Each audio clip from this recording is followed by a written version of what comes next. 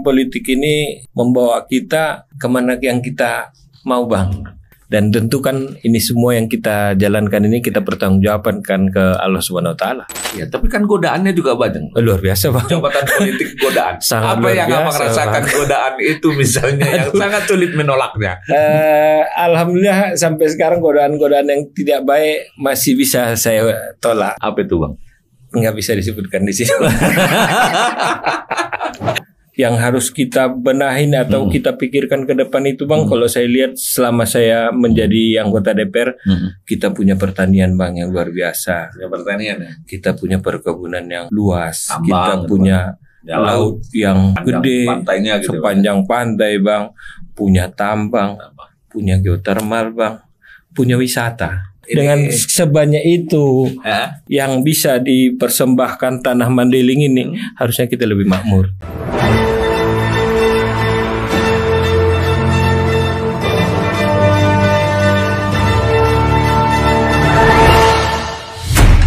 Spesial Kandidat.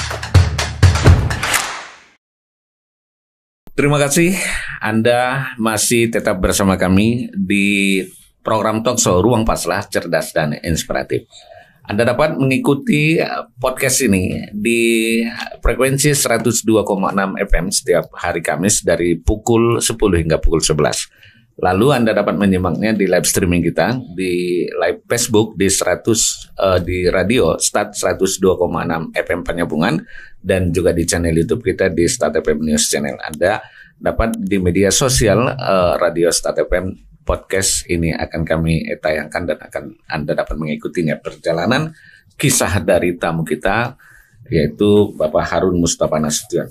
Nah, sahabat di Start FM, baru-baru ini Harun Mustafa Nasution mengejutkan publik Mandailing Natal, bahkan boleh dibilang mengubah peta politik menjelang Pilkada Madinah 2024. Pasalnya, setelah gagal menjadi anggota DPR RI pada pemilu 2024, tiba-tiba Harun muncul sebagai bakal calon Bupati Mandailing Natal pada Pilkada 2024. Para bacakada yang namanya lebih dulu muncul di kalangan publik langsung memutar otak. Boleh dibilang mereka merasa ngeri-ngeri sedap. Pasalnya kemunculan politisi Gerindra dan putra asli Mandailing Natal ini dianggap sebagai kuda hitam di Pilkada Madinah nanti. Popularitas dan elektabilitasnya mengungguli kandidat lainnya. Nah, sebelum kita elaborasi soal Pilkada Mandailing Natal 2024, mari kita ikuti, kita akan ulik dulu keterlibatannya di dunia politik. Kita bicara dunia politik dulu, Bang, ya, boleh, Bang, ya? Insya Allah. Bang, bukannya Anda dulu alergi dengan politik? Ini gimana ceritanya, Bang? Kok tiba-tiba sekarang politik seolah menjadi asupan energi dalam hidup Anda? Apa yang mendorong Anda itu, Bang, sehingga tertarik betul pada dunia politik ini, Bang? Awalnya memang nggak terlalu tertarik, tapi setelah saya sampaikan di awal tadi, masuk di dunia politik ini, sepertinya memang harus banyak kita yang masuk ke politik, Bang. Saya pikir dulu tidak banyak bisa berbuat, tapi kan hari ini saya bisa banyak berbuat, bisa bermanfaat sama masyarakat. Jadi intinya di situ, Bang, bisa bermanfaat untuk masyarakat, harapannya ya. Tapi terlepas masyarakatnya merasa bermanfaat apa enggak, kita nggak tahu. Tapi kalau saya hanya berusaha berjuang apa yang terbaik yang bisa saya buat untuk masyarakat, saya usahakan. Mau itu diekspos tidak diekspos, saya nggak pikirkan, tapi kita terus berjuang untuk bagaimana kemaslahatan masyarakat, kebutuhan masyarakat yang bisa kita penuhi. Itu prinsip Abang, ya? Mendasar sekali gitu ya. Artinya itu yang mensupport, yang sangat mendorong Abang itu di dunia politik gitu ya, Bang. Seperti itu ya. Iya, artinya kan politik ini membawa kita kemana yang kita mau, Bang. Mau ke kiri bisa, ke kanan bisa, tengah-tengah terus pun bisa juga. Jadi memang kita juga yang bawa diri kita mana yang terbaik. Dan tentu kan ini semua yang kita jalankan ini kita pertanggungjawabkan ke Allah Subhanahu Wa Taala. Iya, tapi kan godaannya juga banyak. Luar biasa, Bang. Jabatan politik godaan. Sangat apa yang biasa, Abang rasakan, Bang? Godaan itu misalnya yang sangat sulit menolaknya. Alhamdulillah sampai sekarang godaan-godaan yang tidak baik masih bisa saya tolak. Alhamdulillah. Apa itu, Bang? Nggak bisa disebutkan di sini. Abang kan orang politik juga, udah ngerasain kayak mana duluan. Justru Bang Pas lah yang duluan di dunia politik baru saya. Iya betul. Artinya godaan yang paling mendasar itu adalah itu ya Bang. Artinya rahasia umum lah gitu ya. Oke Bang, ini berkali-kali Pak Ijek, sahabat Anda yang sangat karib tadi, itu membujuk untuk terjun ke dunia politik. Tadi kan kita memang sudah bicara gitu ya, nggak bisa Anda tolak kehadiran Pak Ustadz Somad. Jadi juga tadi mengajak Anda gitu ya, artinya untuk bisa berpartisipasi dalam politik pada pemilu 2019 kemarin. Nah, selama menjadi wakil ketua DPRD Sumatera Utara dalam implementasi berbuat baik kemaslahatan umat tadi Bang, apa sih sebenarnya pengalaman yang paling berkesan Abang sebagai wakil ketua DPR lebih khusus, tapi sebagai anggota DPR secara umum Sumatera Utara? Apa yang paling berkesan Bang? Yang paling berkesan sih banyak Bang. Banyak ya Bang. Termasuk kadang-kadang kita di waktu di Banggar Bang. Badan anggaran. Macam mana kita memperjuangkan daerah kita ke pembangunan ini ke daerah kita. Jadi ketika perjuangan itu terrealisasi, apa Abang rasakan? Kepuasan batinnya? Luar biasa Bang, kepuasannya aja yang dapat Bang. Luar biasa kepuasan batin itu Bang. Iya, Bang ya. Kan ada imbalannya nggak dapat Bang. Iya, alhamdulillah imbalan biarlah dari Allah Subhanahu wa taala. Tapi kan kepuasan itu Bang, saya sering kadang-kadang berkunjung ke satu daerah, didatangin orang, ada yang perlu, makasih ya begini gini sudah bantu kami sudah ini. Itu nggak terbeli Bang, nggak terbeli. Tapi itu di beberapa tempat banyak. Mudah-mudahan alhamdulillah mendapatkan yang seperti itu. Mungkin itulah balasan kehilasan mungkin atau apalah namanya Bang. Berkesan.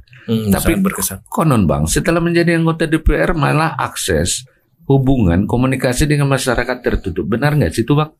Ada yang menganggap seperti itu. Jadi mungkin yang paling banyak saya dapat info itu kan yang dari kawan-kawan yang bertelepon.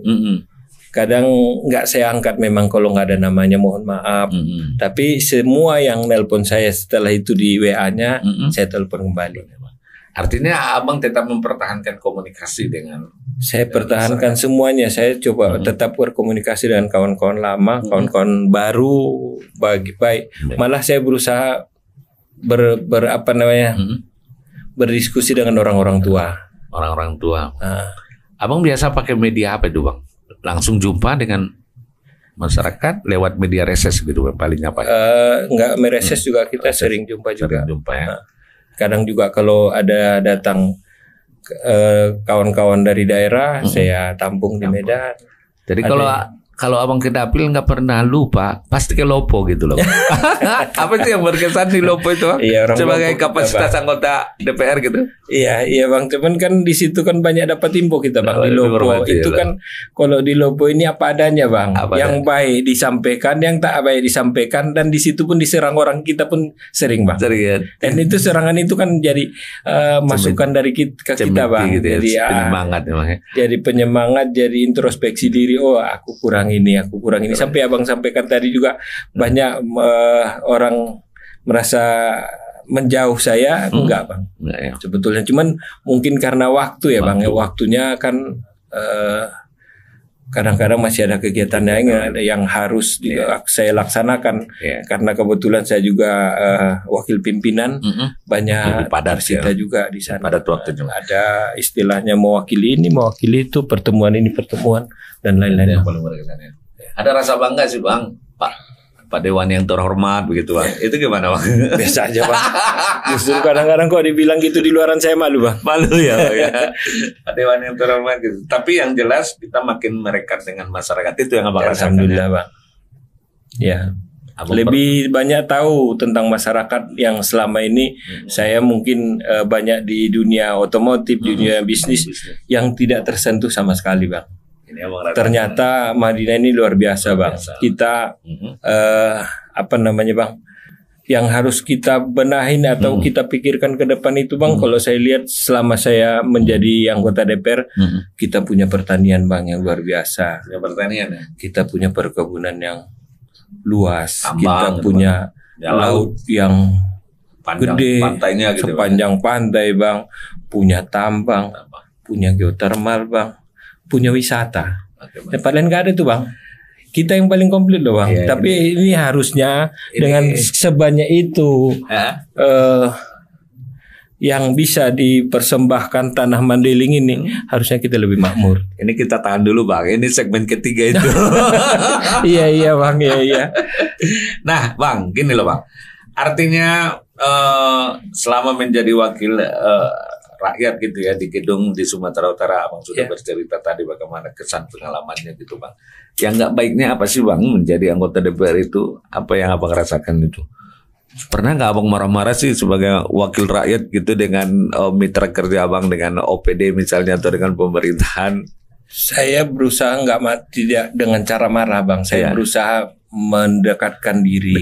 Saya lebih mau manggil kalau ada yang nggak cocok misalnya sesuatu OPD atau kadis itu saya lebih mau saya panggil, saya ngobrol, saya kasih kesempatan untuk kita. Kan dia juga kadang-kadang belum tentu yang dibuatnya itu hal yang sengaja atau seperti apa Bang. Ada kadang-kadang ada tekanan atau ada segala macam. Jadi lebih nyaman rasaku. Itu apalah kita marah-marah sama orang kan tambah musuh. Kita kalau bisa tambah banyak Bang. Panggungnya kan perlu juga Bang. Kan nggak perlu seperti itu. Tapi ada saatnya memang kita buat. Tapi nggak. Kalau saya nggak mau membuat ke personal. Jadi Abang lebih cenderung membuka komunikasi dengan itu ya. Ketika tersumbat misalnya. Lebih aspirasi Abang itu ya atau keperluan yang disampaikan kepada pemerintah. Ada sih mungkin pernah juga artinya agak tersumbat pada saat rapat ada hal yang perlu di Mandailing Natal ini waktu itu SMK di Pantai Barat nggak diterima-terima, saya nggak buka-buka rapat sebelum diterima surat itu. Itu tandanya Abang sudah marah ya? Termasuk itulah. Saya nggak mulai rapat kan sama aja dengan marah tapi tidak dengan mulut. Ya. Oke, berarti Abang membawakan profil dari orang tua Anda gitu ya. Artinya mencoba. Kita pun tidak ngomong orang sudah marah. Artinya sudah segan. Ini OPD juga kalau datang Abang udah segan nih. Dilihatnya wajahnya gitu kan. Oke Bang. Hubungan Abang dengan Gubernur Pak Edi Rahmayadi selama menjabat wakil ketua DPR dan sampai saat ini. Alhamdulillah bagus-bagus saja. Ya, Bang, ya. Alhamdulillah bagus. Mitra waktu itu gimana Bang? Mitra ya alhamdulillah bagus lah Bang. Artinya pernah saya ajak beliau jalan kaki karena lagi beliau berkunjung di Mandailing Natal. Saya bilang Pak Gubernur coba kita jalan mulai dari pasar sampai Sipolu-Polu biar Bapak tahu apa yang mau dibangun di Madinah ini. Kita jalan kaki Bang sampai Sipolu-Polu. Bagus juga lah. Baik. Tidak sedang baik-baik ya. Baik. Tapi kan konstelasi politik barangkali itu sama-sama memahami gitu loh Pak ya.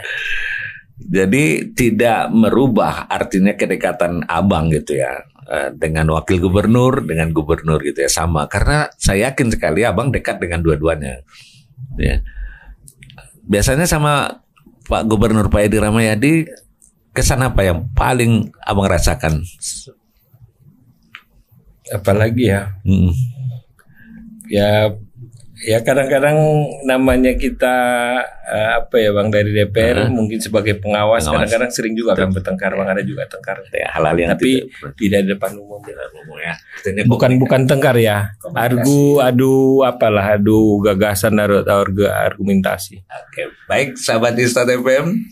Di sesi kedua ini kita sudah mengulik perjalanan tokoh kita kali ini, tamu kita kali ini yaitu Bang Harun Mustafa itu kapasitas sebagai wakil rakyat di gedung DPRD Sumatera Utara.